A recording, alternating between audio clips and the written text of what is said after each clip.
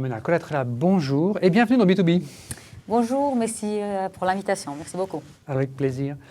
Vous dirigez un des plus grands assureurs maladie de Suisse, la CSS, près de 2 millions d'assurés. Et après 9 ans à ce poste, vous avez annoncé en juin vouloir faire autre chose. Vous quitterez donc la direction générale à la fin de l'année. C'est l'occasion de faire le bilan de cette décennie. Alors qu'avant de partir, vous lancez encore plein de projets et notamment des réseaux de soins. Vous nous direz en quoi ça change le système de santé. Un système que les ménages trouvent trop cher. D'ailleurs, nous enregistrons cette émission juste avant la publication annuelle des primes maladie, à nouveau attendue en hausse d'environ 4% en 2026. On en parlera évidemment. Mais avant, faisons plus ample connaissance dans la partie portrait.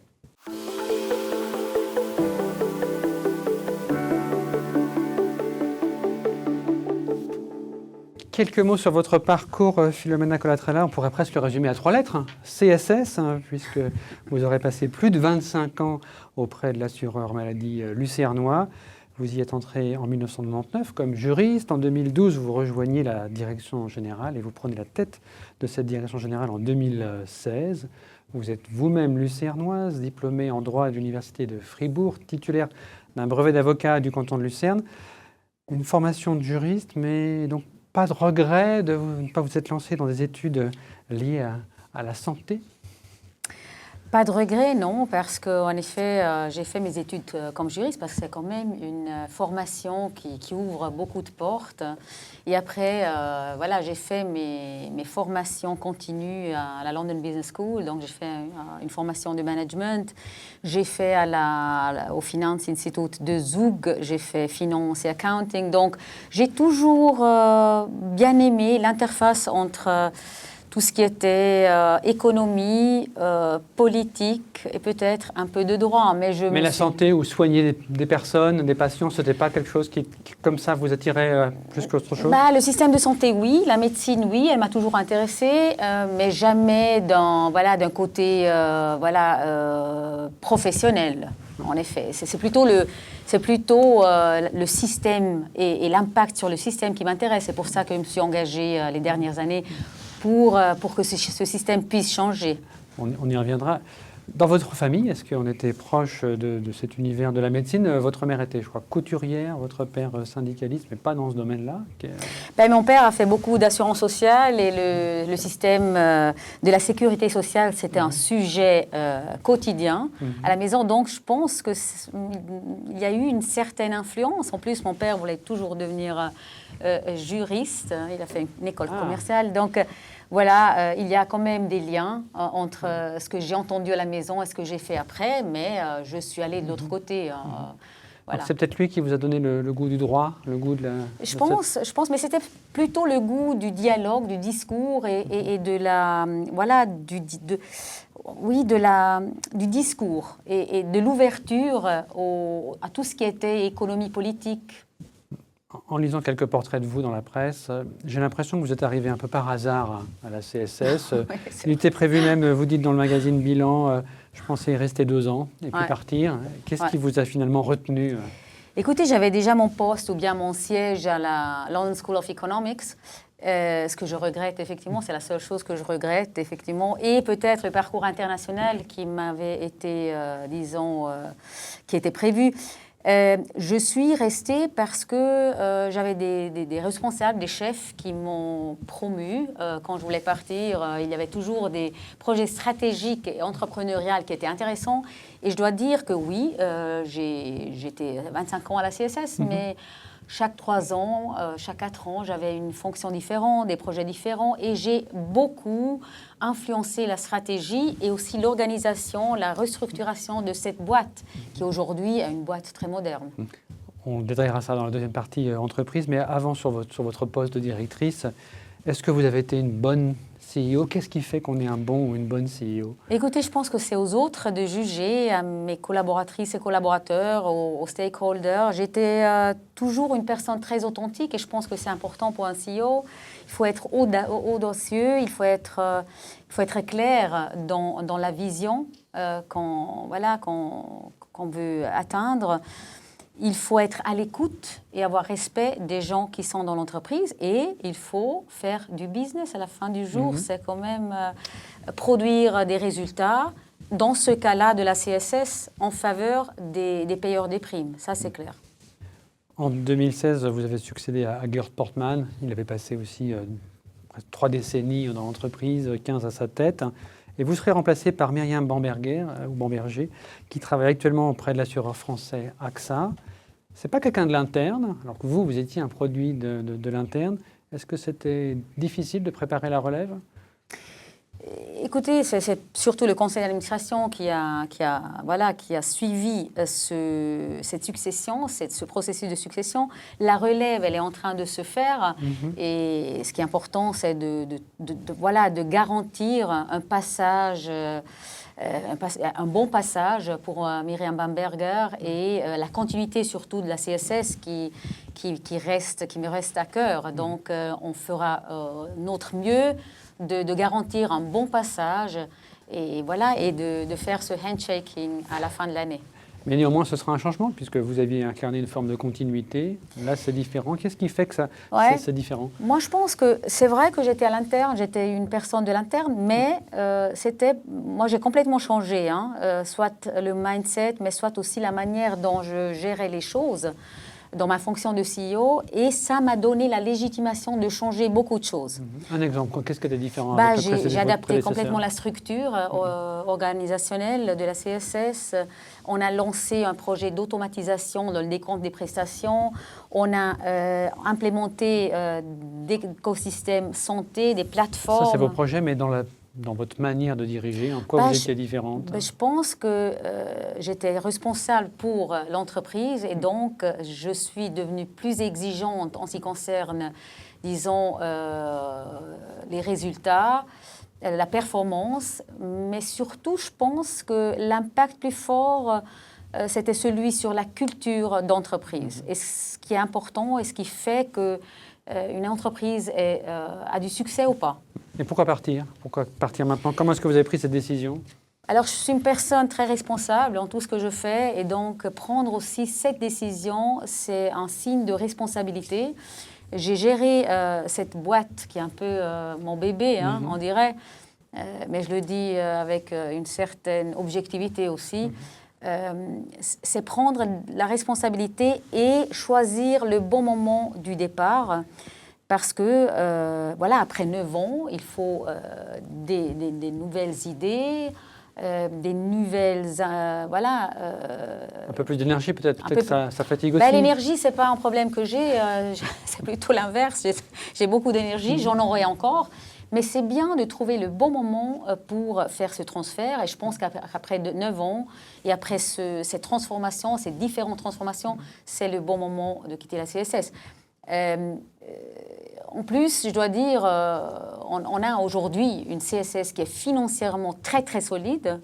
On avait quelques sujets l'année passée avec la solvabilité, avec une prime qui était au-delà de là. Mais aujourd'hui, la CSS est solide. On a défini la vision du futur pour les prochains 10 ans. Et ça, on l'a fait les 2 ans derniers. J'ai lancé encore l'agilité de l'entreprise. On a fait un planning d'investissement pour l'IT du futur. Voilà, on sent que vous êtes encore 100% CEO. Ouais, voilà. Et votre énergie en 2026, vous la mettrez au service de quelles organisations ? Écoutez, c'est clair que quand le marché sait qu'on part ou que je pars, j'ai différentes propositions sur ma table que j'évalue avec objectivité, mais aussi un peu avec le cœur et ma tête. Et je prendrai mon temps, mais c'est surtout, je reste dans l'économie, certainement. Donc vous gardez le mandat d'administratrice chez Swiss Life, par exemple ? Swiss Life. J'y serai mon portefeuille de mandat. Peut-être encore dans l'assurance. J'ai lu que vous envisagez de faire un séjour d'études en Chine, chez l'assureur Ping An. C'est vrai ? Oui, je le fais en février. Je le fais en février.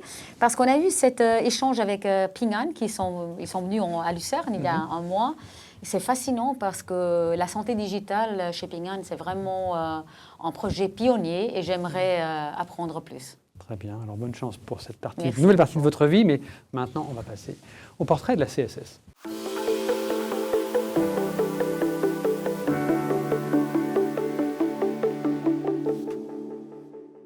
La CSS, en quelques chiffres, c'est 1,7 million d'assurés à travers la Suisse. Je rappelle aussi que c'est une association, donc les propriétaires sont environ 500 000 membres, près de 8 milliards de francs de primes. Si on prend cet indicateur des primes récoltées, ça fait de CSS le troisième assureur maladie. Derrière Elzana, Svika, mais devant Groupe Mutuel et Visana. Au cours des 9 années sous votre direction, vous avez évoqué l'efficacité tout à l'heure. Les effectifs sont restés à peu près stables, je crois, environ 2700 personnes. En revanche, le nombre d'assurés, lui, a cru. On est passé de 1,3 à 1,7 million. C'est presque 30% de hausse. Est-ce qu'on peut dire que l'efficacité, ça aura été votre marque de fabrique? Je pense que oui. Disons que j'avais une maxime quand j'ai commencé comme CEO. C'était notre prime, elle était 2 francs au-delà de la moyenne suisse. Et disons, 2 francs, c'est-à-dire 2 francs plus cher. Un index de prime de 102 quand j'ai commencé. Et notre ambition, mon ambition, c'était d'aller au-dessous de la moyenne suisse, de 100. Et on est arrivé il y a 2 ans à 97, donc 3 francs plus bon marché que la moyenne suisse. Et ça, on l'a effectivement atteint chaque année, sauf l'année passée. Et ça, qu'est-ce que ça implique? Ça implique qu'on est très, très efficace dans le décompte des prestations, le contrôle des prestations, des factures, qui sont 25 millions de factures par année, et dans la gestion des frais administratifs, où on est à 3,7% et la branche est à 4,9%. Donc, on a fait, je pense, un bon travail. C'est grâce à l'automatisation, parce que si les effectifs n'augmentent pas, il que le volume d'affaires, lui, quand même, progresse. Ouais. D'un côté, l'automatisation, c'est un de mes premiers projets que j'ai lancé, automatisation dans le décompte des prestations.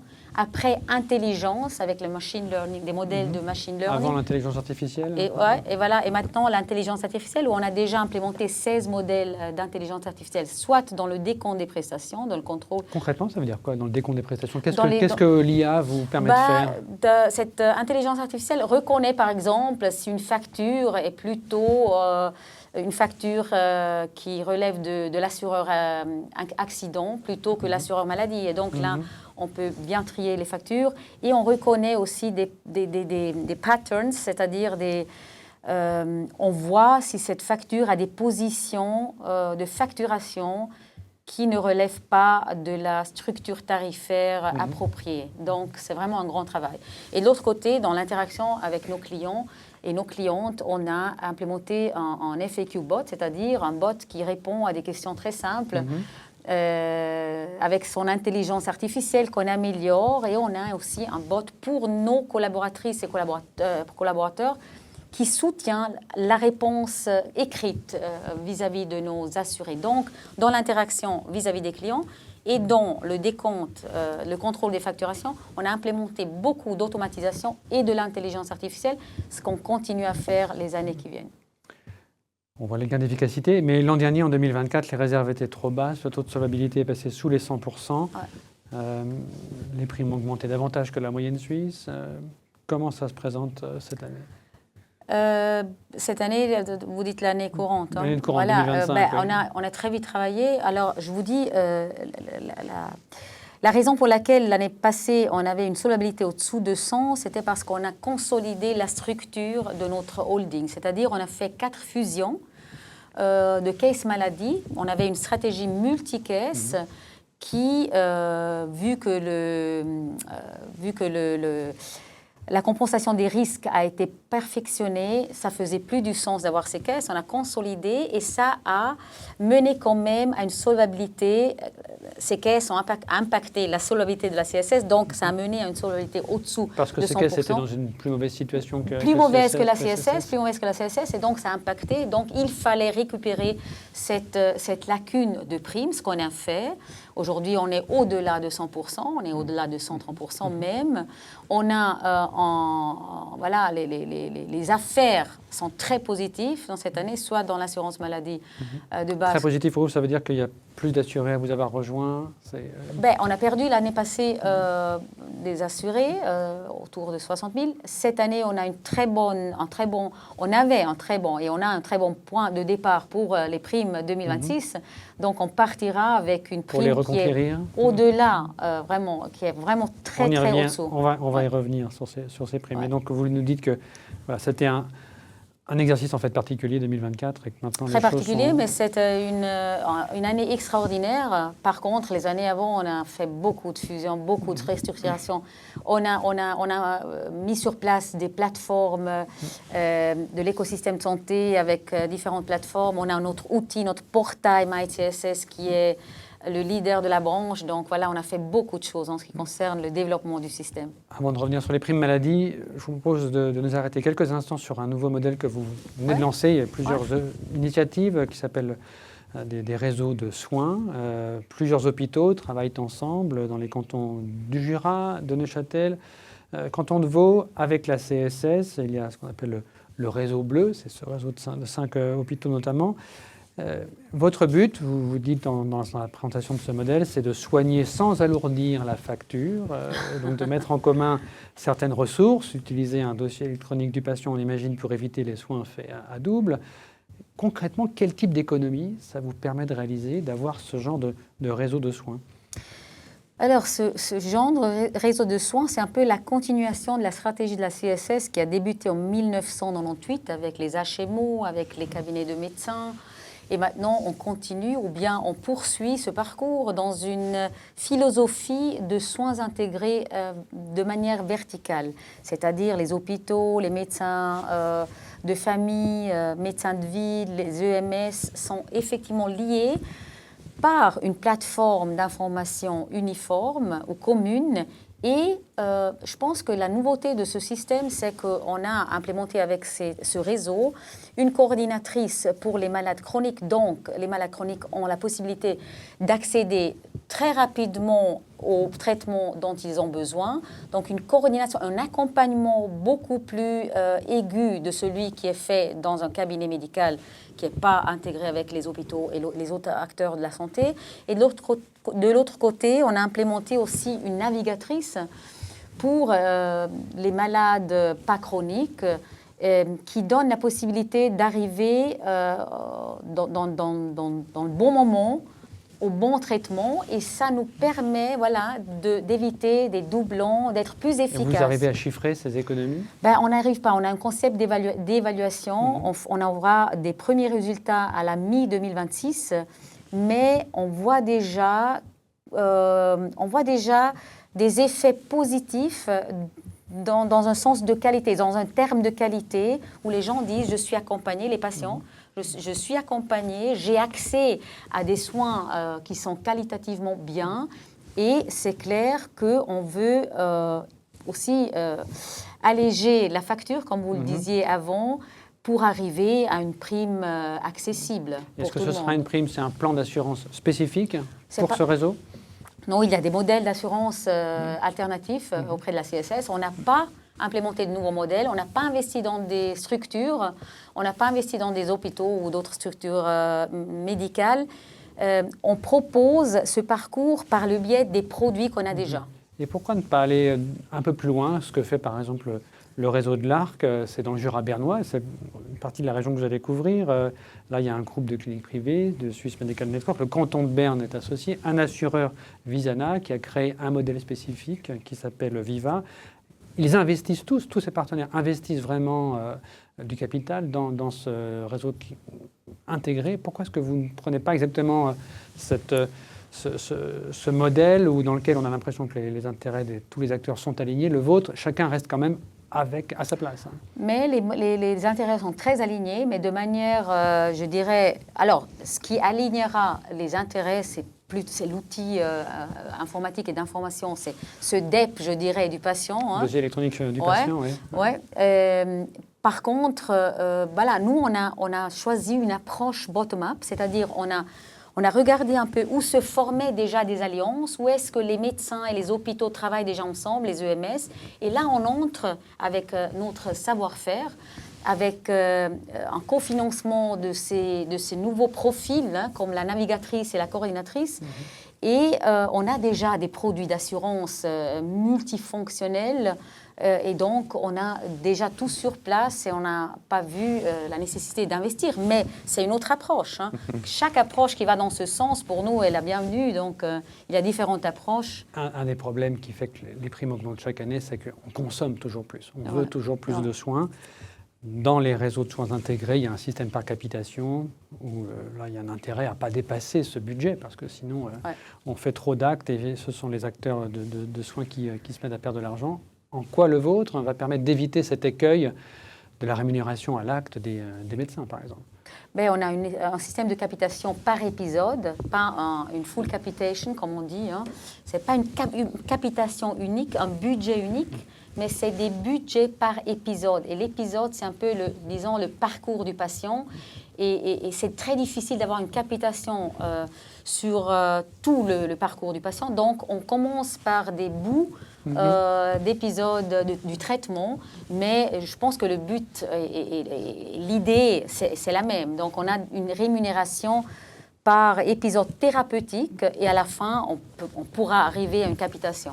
Alors, on verra lequel de ces deux modèles fonctionne le mieux. Pourquoi est-ce que ces modèles grandissent surtout soit dans une partie francophone de la Suisse ou italophone, puisque aussi ça se développe au Tessin, et pas à Zurich, par exemple? On est vraiment, on se posait la même question. On voit que dans ce bassin lémanique, il y a effectivement beaucoup de médecins, et même dans le Jura, pionniers, qui ont compris qu'il faut être pluridisciplinaire, interdisciplinaire, qu'il faut aller au-delà des frontières de la région. Et voilà, je pense qu'il y a vraiment un esprit innovant en Suisse romande. Et on est très content parce qu'effectivement, on a lancé ce réseau avec l'hôpital du Jura. Demain, on communiquera le réseau bleu. Mardi, comme on enregistre juste la veille de cette annonce. Absolument. Et au Tessin, on annonce prochainement aussi ce réseau, dans l'Appenzell aussi. Et on est en train de négocier aussi avec Zurich, avec Lucerne, avec d'autres cantons aussi, des régions. Est-ce que ces réseaux vont permettre d'avoir des primes maladie plus basses que dans le système classique?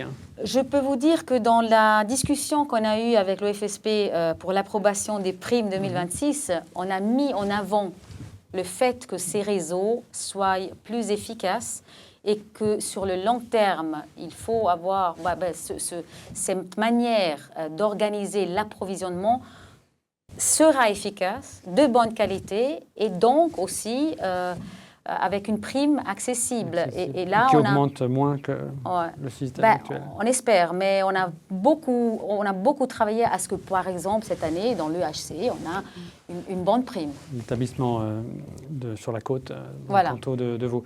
On termine par ces primes maladie. Tout le monde les attend en hausse d'environ 4-5% pour 2026. Chez vous, ce sera comment ? On est au retour à notre philosophie, c'est-à-dire chaque année, la prime doit être au-dessous de la moyenne suisse. On va moins progresser que la moyenne? Oui, on progresse moins que la moyenne, beaucoup moins. Je suis très contente, surtout en Suisse romande. Un chiffre, c'est autour de entre 2 et 2,5%. Mais ça, c'est la moyenne suisse. Ça change après d'un canton à l'autre, bien selon les zones, les régions et les modèles. Mais en Suisse romande, on a une très, très bonne prime.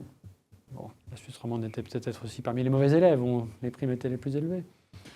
Je ne sais pas, mais on a beaucoup travaillé et je pense que toute cette philosophie aussi de soins intégrés a aidé à être plus efficace, globalement, je dirais. La Suisse romande, elle est aussi tentée par l'intervention toujours plus grande de l'acteur public. Genève réfléchit à une caisse publique, une assurance maladie publique. Qu'est-ce que vous pensez de cette idée ? Écoutez, le Parlement fédéral a refusé plusieurs fois cette idée d'une caisse publique cantonale. Je pense que le contre-projet à cette caisse publique, c'est effectivement de s'organiser comme le fait le réseau de l'Arc ou bien nous avec ces modèles de soins intégrés, d'aller dans ce sens, d'avoir un approvisionnement beaucoup mieux coordonné au-delà des régions, des frontières régionales, avec une ouverture vis-à-vis des prestataires qui doit être renforcée. Et avec le but d'avoir une prime compétitive accessible à tout le monde en Suisse et rendre les soins accessibles à tout le monde parce que l'accessibilité, ça sera la discussion du futur. Donc, vous voyez, je n'ai pas de sympathie pour ce genre de caisse publique, mais j'ai beaucoup de sympathie. C'est une illusion, c'est pas parce qu'ils avancent que ce sera plus transparent, par exemple. Écoutez, je crois pas que le coût de la santé soit résolu par une caisse publique. On doit travailler par le biais de projets comme on vient de le mentionner et de le discuter. Moi, je crois beaucoup en ces modèles et pas...